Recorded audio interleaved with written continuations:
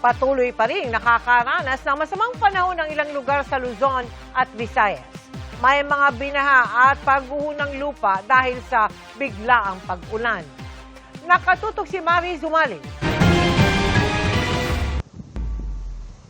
Malakas na ang hangin at malalaki na ang alon sa Iloilo. Kaya kahit gustuhin ni Wilfredo na mangisda, nagdesisyon muna siyang huwag pumalaot. Delikado eh. Oo.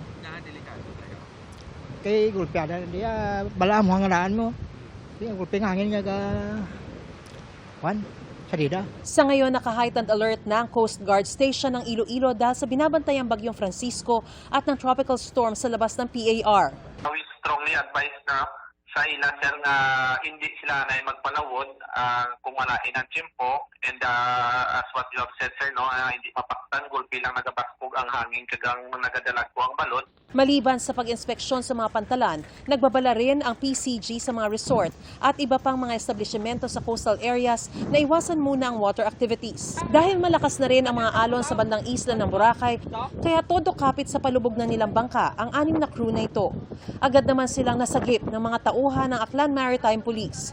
Kalahok sila sa Parao Race ng Malay LGU, kasabay ng kapistahan ni San Juan Bautista.